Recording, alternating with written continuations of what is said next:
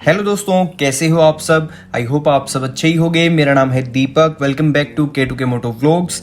सो दोस्तों, आज की वीडियो में हम कंपैरिजन करेंगे बजाज की newly launched bike Pulsar N250 का टीवीएस अपाचे RTR 200 4V के साथ। दोनों बाइक्स नेकेड स्पोर्ट सेगमेंट के अंदर आती हैं। दोनों बाइक्स के प्राइस में भी कोई ज्यादा डिफरेंस नहीं है, लेकिन दोनों बाइक्स डिफरेंट डिस्प्लेसमेंट की हैं। सो ऐसे में इन दोनों में से कौन सी बाइक बेटर है, कौन सी बाइक आपको लेनी चाहिए, कौन सी bike better value for money machine है, इन सभी डिटेल्स के बारे में बात करेंगे। सो अगर आपको बजाज पल्सर N250 और टीवीएस अपाचे RTR 200 4V के कंपैरिजन के बारे में सब कुछ जानना है तो वीडियो को एंड तक जरूर देखना।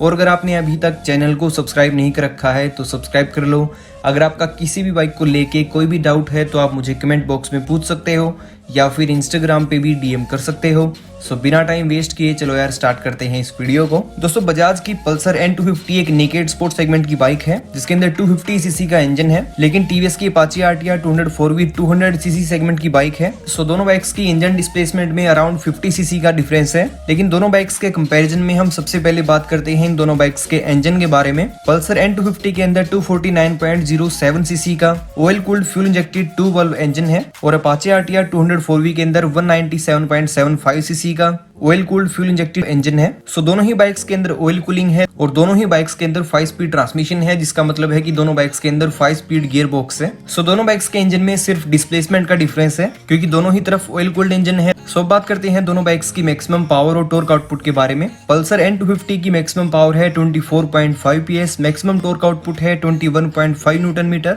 RTR 200 4V की मैक्सिमम पावर है 20.82 PS, मैक्सिमम टॉर्क आउटपुट है 17.25 न्यूटन मीटर। सो पल्सर N250 की मैक्सिमम पावर आउटपुट 3.68 PS ज्यादा है और साथ ही इस बाइक की मैक्सिमम टॉर्क आउटपुट भी 4.25 न्यूटन मीटर ज्यादा है। सो दोस्तों, इसमें कोई भी डाउट नहीं है कि पल्सर N250 की मैक्सिमम पावर और टॉर्क आउटपुट RTR 200 4V से बेटर है और इसी वजह से इस बाइक की टॉप एंड परफॉर्मेंस हमें RTR 200 4V से बेटर देखने को मिलेगी। और दोनों बाइक्स के इनिशियल एक्सेलरेशन और पिकअप की अगर बात करें तो यहाँ पे भी पल्सर N250 बेटर स्टैंड करेगी। सो दोनों बाइक्स के इंजन और मैक्सिमम पावर और टॉर्क आउटपुट के मामले में पल्सर N250 बेटर स्टैंड करती है और पल्सर N250 यहाँ पे विनर है। अब बात करते हैं दोनों बाइक्स के सस्पेंशन के बारे में। सो दोनों बाइक्स के अंदर ही फ्रंट में कन्वेंशनल टाइप के टेलीस्कोपिक फ्रंट फोक्स हैं और रियर में pre load adjustable monoshock suspension है। लेकिन दोनों बाइक्स के सस्पेंशन में डिफरेंस ये है कि RTR 200 4V के अंदर एडजस्टेबल टाइप के फ्रंट फोक्स हैं जिनको राइडर अपने कंफर्ट के अकॉर्डिंग एडजस्ट कर सकते हैं, लेकिन पल्सर N250 के अंदर एडजस्टेबल फ्रंट फोक्स नहीं है। सो ये RTR 200 4V का सबसे बेस्ट पार्ट है क्योंकि ये फर्स्ट इन सेगमेंट फीचर है जो आपको और किसी भी 200cc सेगमेंट की बाइक में देखने को नहीं मिलेगा, क्योंकि दोस्तों ये एक ऐसा फीचर है जो इससे भी हायर सीसी सेगमेंट की बाइक्स में आपको देखने को नहीं मिलेगा। और टीवीएस ने ये फीचर RTR 200 4V के अंदर प्रोवाइड किया है, जिसकी वजह से सस्पेंशन के मामले में RTR 200 4V विनर है और N250 से काफी अच्छी स्टैंड करती है। दोनों बाइक्स की माइलेज के बारे में अगर बात करें तो दोनों ही बाइक्स में आपको 40 to 45 kmpl की माइलेज बड़े आराम से मिल जाएगी। अब बात करते हैं दोनों बाइक्स के इलेक्ट्रिकल फीचर्स के बारे में। सो दोस्तों, दोनों ही बाइक्स के अंदर फ्रंट में LED हेडलाइट है, लेकिन पल्सर N250 के अंदर फ्रंट में LED प्रोजेक्टर हेडलाइट है with day time running LED DRLs। Pulsar N250 का फ्रंट लुक काफी ज्यादा अच्छा है क्योंकि इस बाइक की हेडलाइट का डिजाइन काफी हद तक यामाहा की MT सीरीज के जैसा है और फ्रंट से देखने में बजाज की पल्सर N250 काफी अग्रेसिव लगती है। अपाचे RTR 200 4V के अंदर भी फ्रंट में LED हेडलाइट है विद LED DRLs।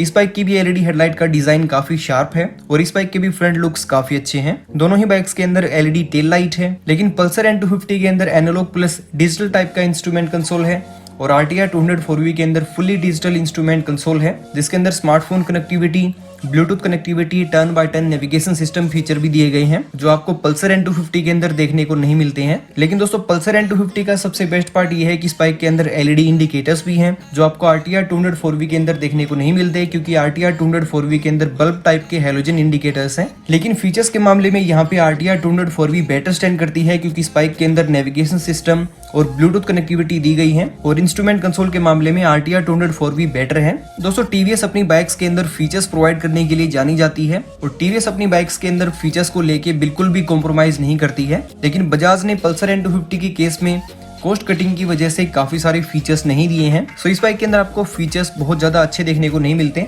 लेकिन RTR 200 4V एक ऐसी बाइक है जिसके अंदर फर्स्ट इन सेगमेंट जैसे फीचर्स हैं और ये बाइक अपनी सेगमेंट के अंदर एक फुली लोडेड फीचर्स वाली मशीन है। अब बात करते हैं दोनों बाइक्स के डायमेंशंस के बारे में। पल्सर N250 की फ्यूल टैंक कैपेसिटी है 14 लीटर्स की, RTR 204V की फ्यूल टैंक कैपेसिटी है 12 लीटर्स की। सो N250 की फ्यूल टैंक कैपेसिटी 2 लीटर ज्यादा है, जिसकी वजह से ये बाइक फ्यूल टैंक को फुल कराने के बाद ज्यादा डिस्टेंस कवर कर सकती है। दोनों ही बाइक्स के अंदर स्प्लिट सीट्स का सेटअप है और स्प्लिट टाइप के ग्रैब रेल्स हैं। दोनों ही बाइक्स की पिलियन और राइडर सीट कंफर्टेबल है। दोनों बाइक्स का राइडिंग पोस्चर भी काफी कंफर्टेबल है। पल्सर N250 की सीट हाइट है 795 mm, RTR 204V की सीट हाइट है 800 mm, N250 का ग्राउंड क्लियरेंस है 165 mm, RTR 204V का ग्राउंड क्लियरेंस है 180 mm। पल्सर N250 का वेट है 164 kg, RTR 204V का वेट है 152 kg। दोनों ही बाइक्स का वेट अपनी सेगमेंट के अकॉर्डिंग काफी सही है, क्योंकि सेगमेंट के अकॉर्डिंग दोनों बाइक्स का वेट ज्यादा नहीं है और इसी वजह से दोनों बाइक्स का पावर टू वेट रेशियो भी काफी अच्छा है। अब बात करते हैं दोनों बाइक्स के टायर्स और ब्रेकिंग सिस्टम के बारे में। सो पल्सर N250 के अंदर 100/80 सेक्शन का फ्रंट टायर है, 130/70 सेक्शन का रियर टायर है। RTR 204V के अंदर 90/90 सेक्शन का फ्रंट टायर है, 130/70 सेक्शन का रियर टायर है। दोनों ही बाइक्स के अंदर ट्यूबलेस टायर्स हैं। पल्सर N250 के अंदर 300 mm की फ्रंट डिस्क ब्रेक है, 230 mm की रियर डिस्क ब्रेक है with standard single channel ABS। 250cc segment की बाइक होने के बावजूद भी इस बाइक के अंदर सिर्फ सिंगल चैनल ABS है और ये इस बाइक का एक सबसे नेगेटिव पॉइंट है,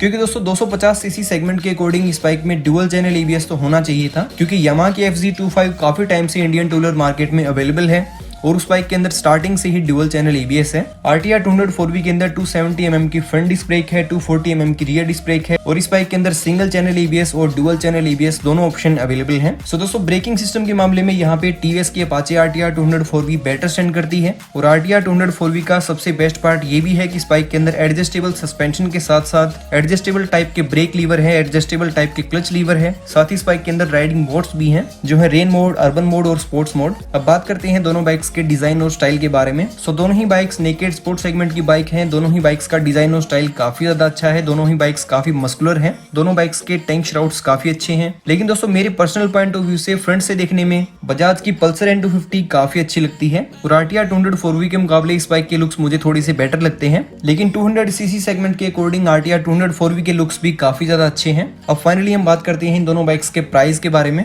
पल्सर N250 का एक ही स्टैंडर्ड वेरिएंट है जिसका एक शोरूम प्राइस है 1,38,000 और ऑन रोड प्राइस है 1,60,000। RTR 204V के दो वेरिएंट्स हैं, जिसमें सिंगल चैनल ABS वेरिएंट का एक शोरूम प्राइस है 1,33,000, ड्यूअल चैनल ABS वेरिएंट का एक शोरूम प्राइस है 1,38,000। सिंगल चैनल ABS वाले वेरिएंट का ऑन रोड प्राइस है 1,56,000 और ड्यूअल चैनल ABS वाले वेरिएंट का ऑन रोड प्राइस है 1,60,000। सो दोनों बाइक्स के ऑन रोड प्राइस में कोई भी डिफरेंस नहीं है। एक तरफ आपको 1,60,000 के अंदर ड्यूअल चैनल ABS और काफी सारे अच्छे फीचर्स देखने को मिल जाते हैं और दूसरी तरफ आपको N250 के अंदर उसी प्राइस में सिंगल चैनल ABS देखने को मिलता है और काफी सारे फीचर्स के साथ आपको कॉम्प्रोमाइज करना पड़ेगा। सो दोस्तों इसमें कोई भी डाउट नहीं है कि फीचर्स के मामले में TVS की Apache RTR 204V better stand करती है और फीचर्स के मामले में ये बाइक यहाँ पे विनर है। लेकिन परफॉर्मेंस के पॉइंट ऑफ व्यू से बजाज की पल्सर N250 बेटर स्टैंड करती है, जिसकी वजह से इस बाइक की मिड एंड परफॉर्मेंस और टॉप एंड परफॉर्मेंस और साथ ही इनिशियल एक्सेलरेशन 204V से बेटर है। सो दोस्तों दोनों ही बाइक्स अपनी जगह पे वैल्यू फॉर मनी मशीन है। आपकी प्रायोरिटी पे डिपेंड करता है कि आपको इनमें से किस बाइक के लिए जाना चाहिए। अगर आपकी टॉप मोस्ट प्रायोरिटी है परफॉर्मेंस और लुक्स,